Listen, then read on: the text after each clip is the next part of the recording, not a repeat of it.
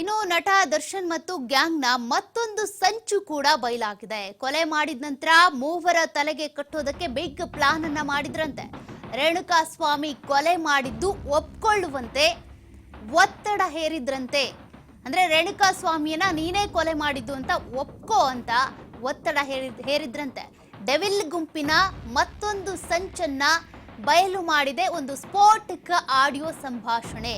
ಚಿತ್ರದುರ್ಗದ ಮೂವರಿಗೆ ಆಮಿಷ ಒಡ್ಡಿದ್ರಂತೆ ಈ ಡೆಡ್ಲಿ ಗ್ಯಾಂಗ್ನಿಂದ. ಕೊಲೆ ಮಾಡಿದ್ ನಾನೇ ಅಂತ ಒಪ್ಕೋ ಅಂತ ಜಗ್ಗು ಅನುಕುಮಾರ್ ಕಾರು ಚಾಲಕ ರವಿಗೆ ಒತ್ತಡ ಹೇರಲಾಗಿತ್ತು. A7 ಅನುಕುಮಾರ್ ಸ್ನೇಹಿತ ಮಾತನಾಡಿರೋ ಆಡಿಯೋ ಈಗ ವೈರಲ್ ಆಗ್ತಾ ಇದೆ, ಬಹಿರಂಗ ಆಗಿದೆ.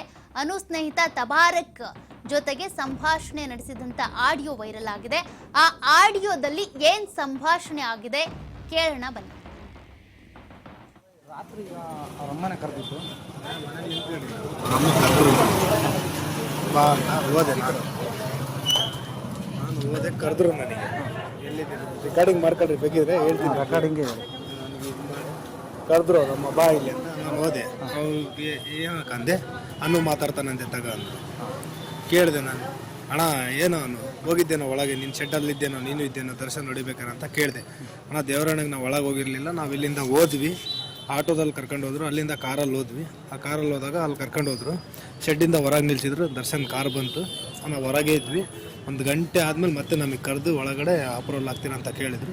ನಾವಿಲ್ಲ ಅಂತೇಳಿ ವಾಪಸ್ ಬಂದೋಣ, ದುಡ್ಡು ಕೊಡ್ತೀವಿ ಆಗ್ರಿ ಅಂದರು. ನಾವಿಲ್ಲ ಅಂತೇಳಿ ವಾಪಸ್ ಬಂದೋಣ ಅಂತ ಅಷ್ಟೇ.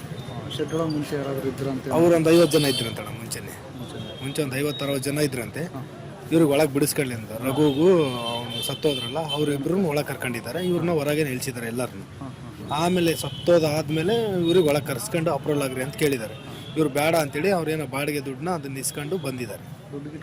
ದುಡ್ಡು ಕೊಡ್ತೀವಿ ಅಂತ ಏನೋ ದುಡ್ಡು ಕೊಡ್ತೀನಿ ಅಂತ ಹೇಳಿದ್ರಂತಣ್ಣ. ಎಷ್ಟು ಕೊಡ್ತೀನಿ ಅಂತ ಹೇಳಿಲ್ಲ, ದುಡ್ಡು ಕೊಡ್ತೀನಿ ಅಪ್ರೂವಲ್ ಆಗ್ರಿ ಅಂದ್ರಣ್ಣ. ನಾವು ಆಗಲಿಲ್ಲ ಅಂತ ಹೇಳಿದ್ರು. ಇದು ಅದೆಲ್ಲ ಹೇಳಿದ್ಮೇಲೆ ಇನ್ನೇನು ಹೇಳಿದ್ರು? ಅಷ್ಟೇ ಹೇಳಿದ್ದಣ್ಣ. ಅಣ್ಣ ಬಾ ನಾನು ಅಂದೆ, ನಾನು ಪ್ರಶ್ನರಿ ಕರೆಸಿ ಸರೆಂಡರ್ ಹಾಕ್ಸ್ತೀನಿ, ಮಾಡಿಸ್ತೀನಿ ಬಾ ಅಂದೆ.